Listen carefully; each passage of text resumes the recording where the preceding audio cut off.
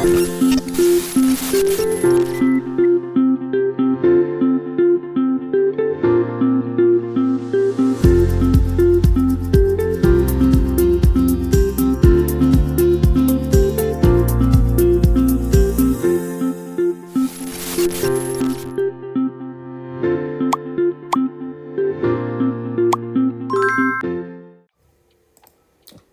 welcome to week 7, and in this week we'll be discussing user flows and information architecture.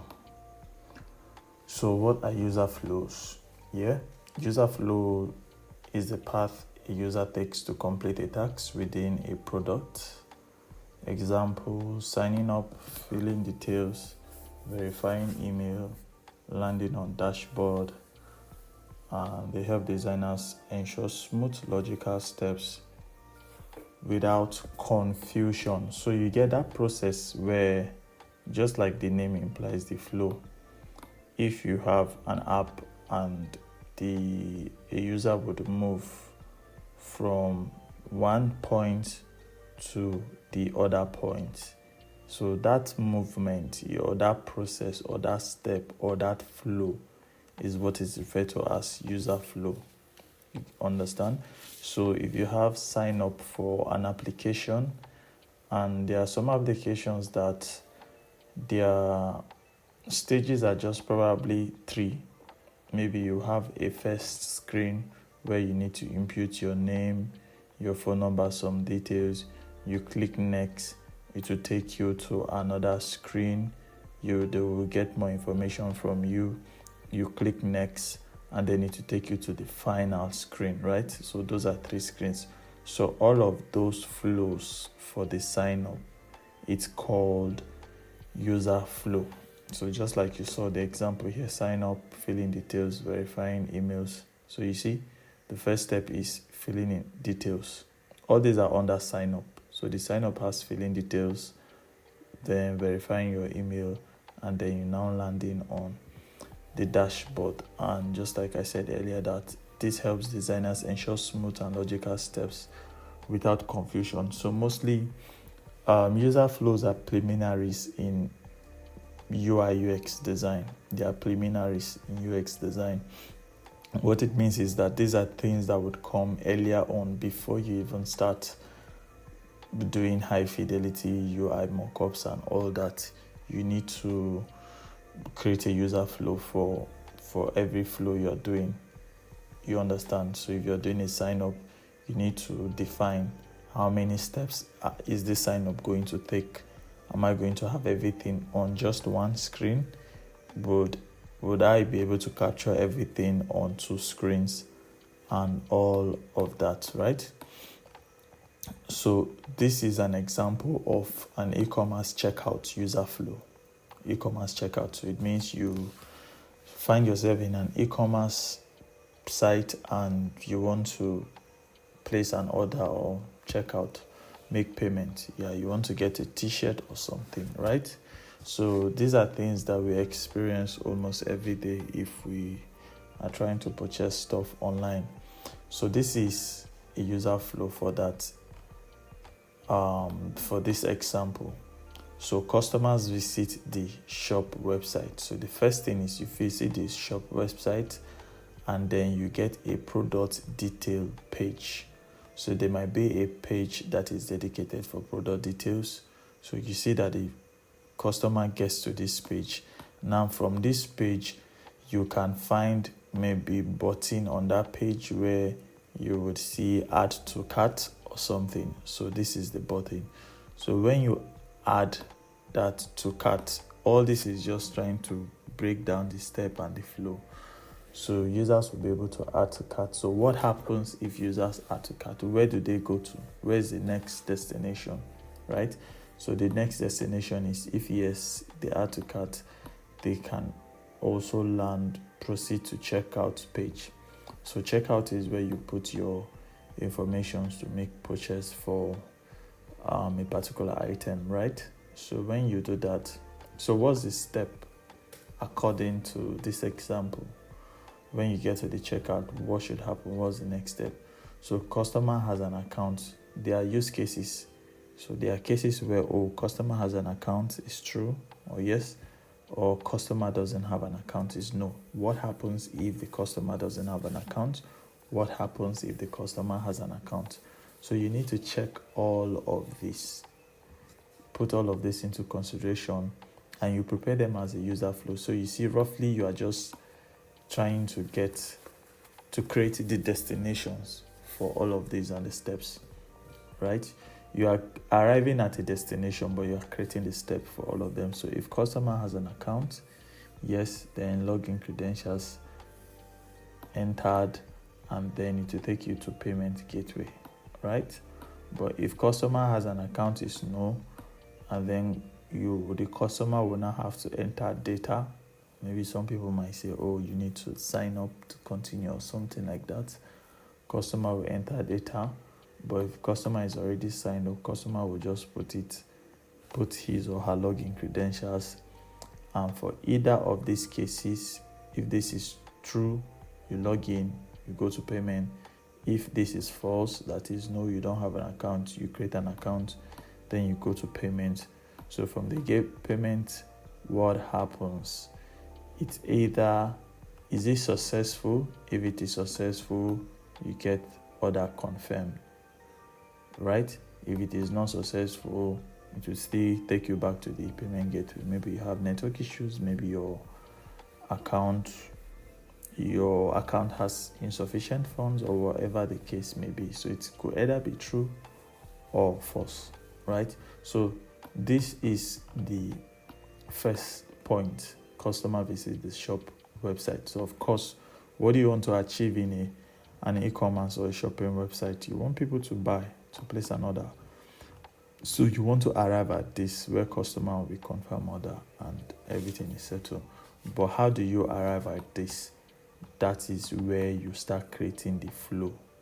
So hence you get the term user flow, right? So that's permit me to use these words or this term to describe how the user flow through the process, right? User flow through the process and arrive at this. So that's what we meant by user flow, correct? So let's move forward. So there are types of user flows. We have types of user flows. We're just going to see these guys here, 3 of them. So there are task flow.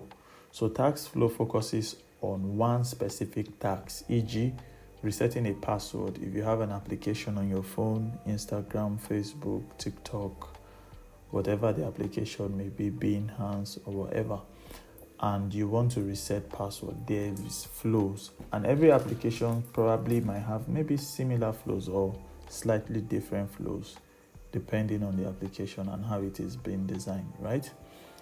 And sometimes depending on the security of the application. So a banking application or any application that has to do with finance and money might have more stricter user flow when it comes to resetting password compared to maybe social media or a more friendly or lighter applications, right?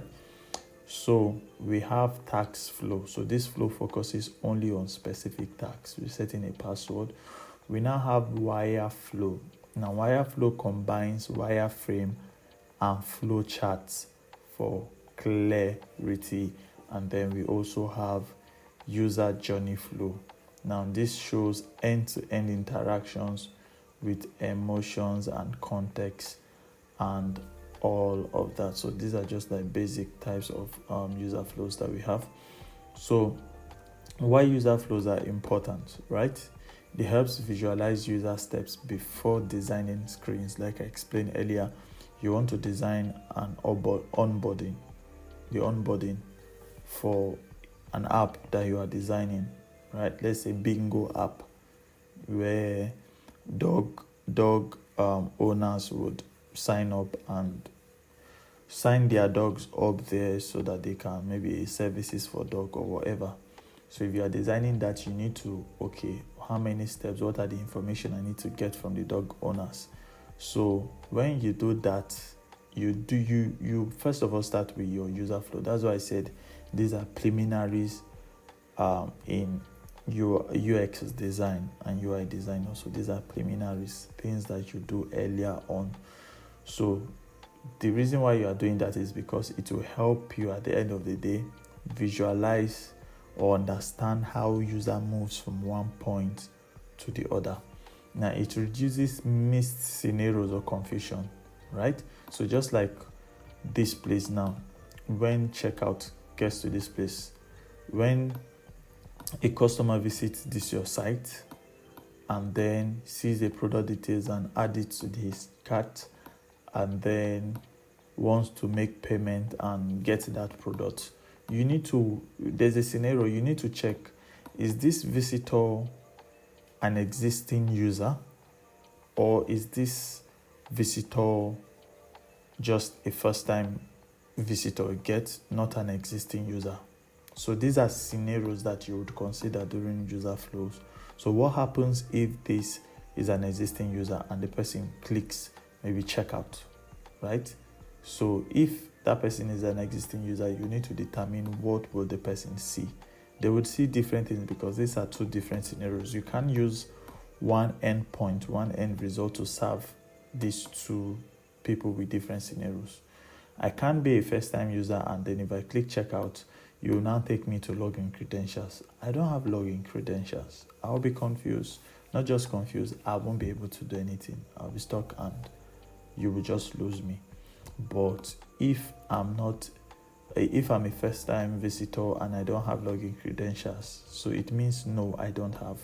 What will you display to me? You will tell me to probably sign up or whatever to take my data, and then I would continue. So this is what user flow helps you do. It reduces missed scenarios or confusion. You would have sought out all of these scenarios and confusion during your user flow before you go deep into bringing out the designs. So it ensures consistency across features and it saves time in prototyping and usability testing because of course you have those flows broken down already. It's just for you to pick the screens, break the flows and develop them. Prototyping will just go smoothly. Right, so we need to study more on that personally. Let's study more on user flows and information architecture. So what's information architecture? Just like the name apply, we start saying architecture and we know maybe from our little understanding as laymen, architects are designers. Architect helps to put things in place, right? I'm an architect myself, so it's interesting for me and it's very easy for me to understand. And I hope you guys too will be able to pick this up. So what's information architecture in UI UX? So information architecture is how content and features are organized, structured, and labeled in a product. So you become an architect of that design. If you do a home page, if you do a dashboard, if you do a profile page design of your application, you become the architect of that profile page or the whole of the application. As a matter of fact, you become the architect of it. Why? Because you will determine where elements are being placed.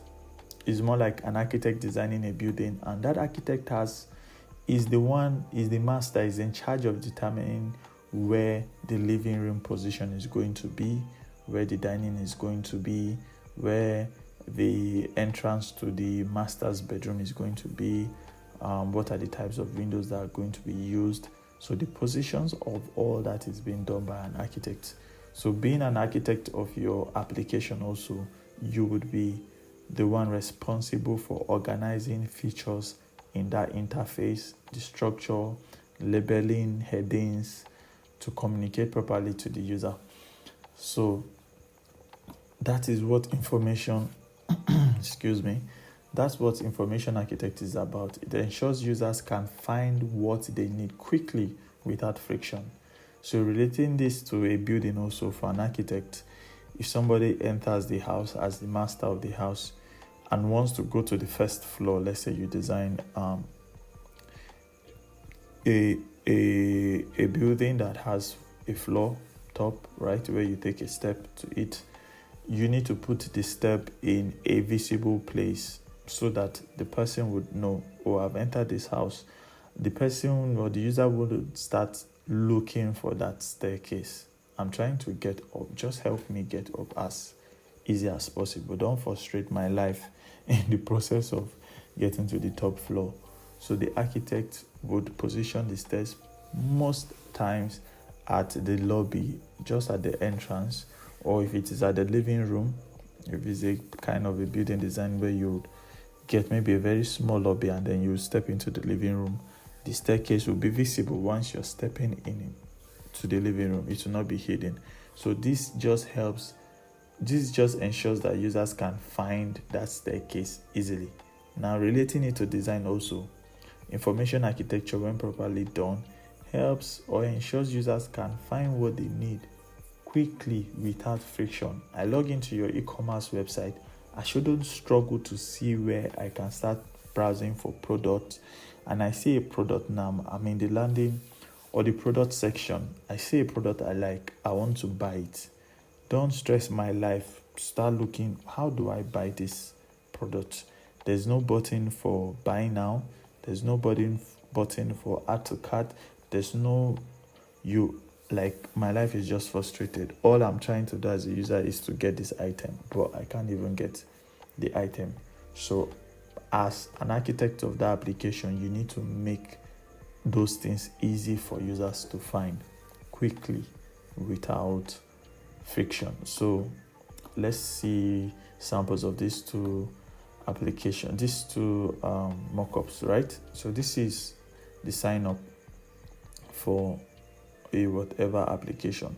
So when you come here, you see your profile picture, you see welcome back Austin, enter your password to proceed. So this just makes you feel very comfortable and you are sure, yeah, this is my account, this is my profile picture, this is my name, and all I need to do is enter my password to proceed. So where do I enter my password? See, the way everything is laid out here and the structure just makes it very easy for me to know, oh, this is an input field, I need to enter password, I can hide or unhide. If I can't remember my password, see, it's so easy. The structure is here.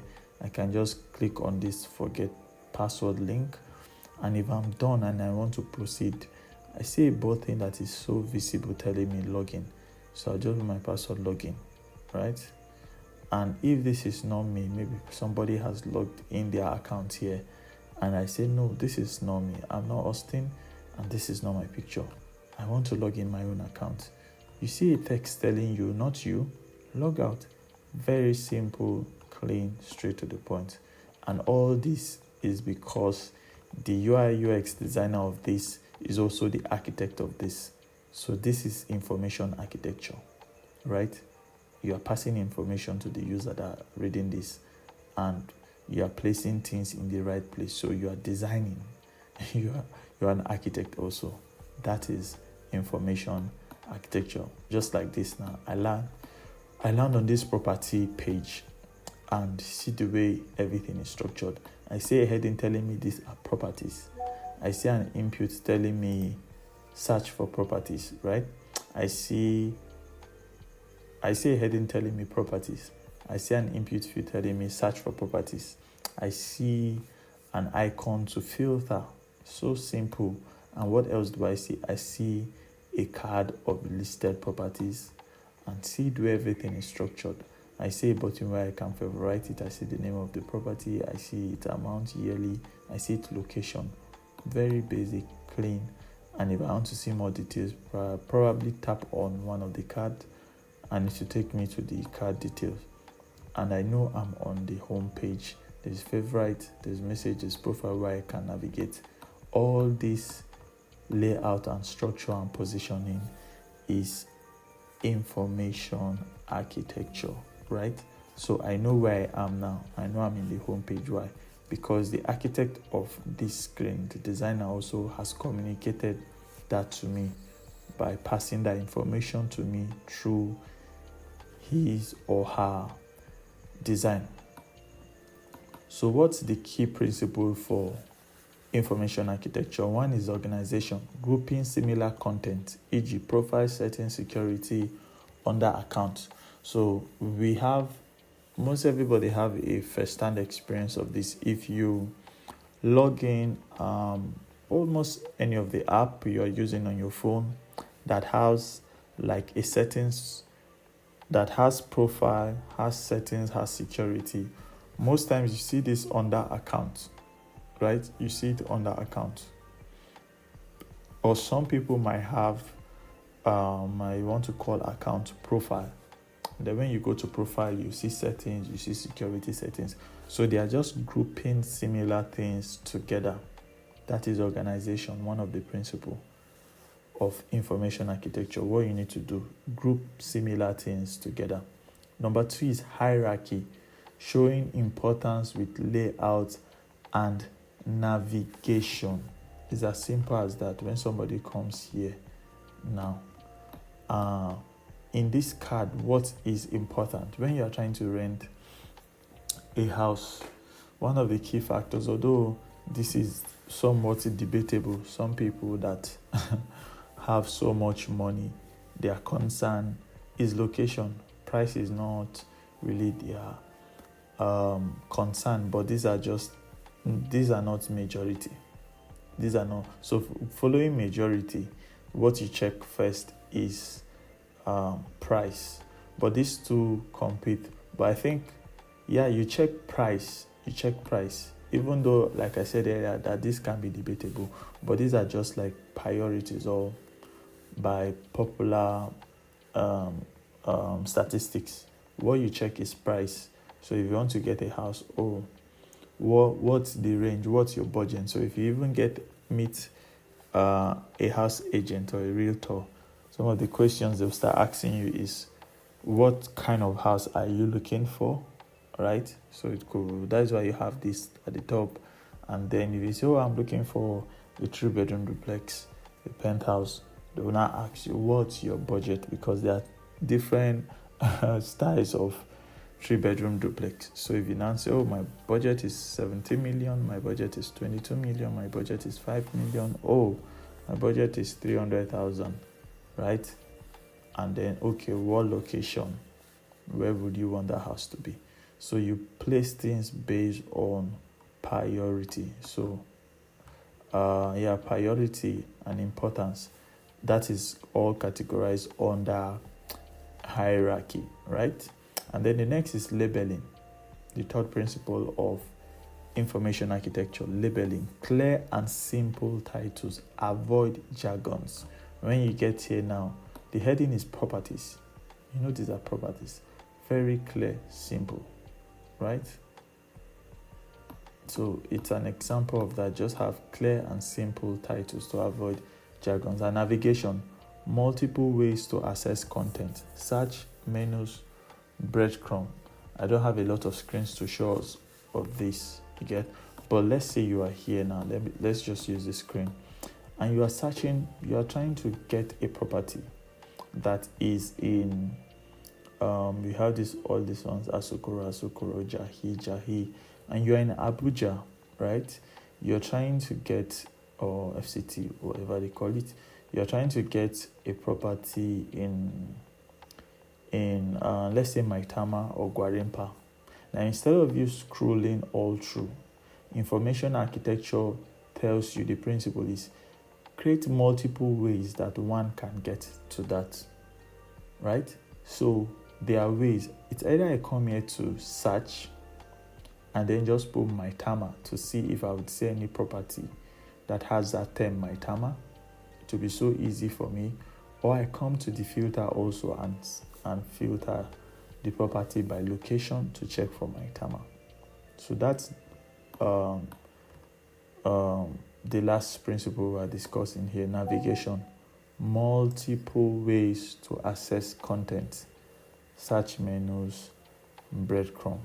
So follow all of these principles to become a good architect when designing and meet all of the principles.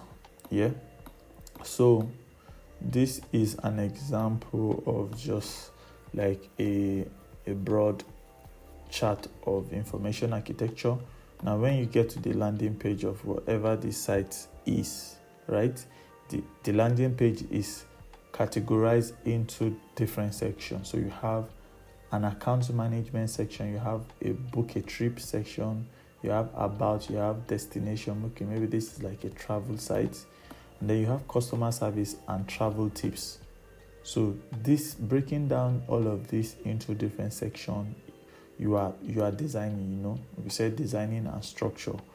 You are putting everything in structure, because these are a lot of things that you have going on this website. A lot of things. You can't just carry all of this and put on the home page and put on account management. Yeah, it will be so crazy when somebody wants to chat with your customer care, and then the person would be seeing that in account management, the person will see login in account management. To avoid all of those confusion, you would properly do those structure and the layout, right? So under account management, they are also structured. They are sign up, login, profile settings, modify reservation, cancel reservation, write a review. Okay, sorry, I'm mixing it up. So under account management, you have sign up, you have logins, and then you have profile settings. And then when you go under profile settings, you also have the structures. You have modify reservation, you have cancel reservation, and then you have write reviews. So all of this structure is done because of clarity, to help users locate things easily, to reduce confusion or take out confusion completely on your application or your website. So this is what we've covered so far. Information architecture. We started with user flows, and then I believe we've understood what user flows is. These are just simple terms for us to understand so that we can apply them when we start designing as UI and UX designers, right? So we've seen user flows, how a user travel from one point to the other, completing a flow. It could be sign up, it could be ordering a product online. And then we've seen information architecture, how features are organized on a page, how you organize it. You put your cards for property, you put search, you put filter, is a login or welcome back login screen, is it how you put the title, you put the input field, and where they can click to log in if they forgot their password, where they can click the link. That is information architecture. So let's try to study further about all of these concepts in UI UX design, and we'll see you on the next one.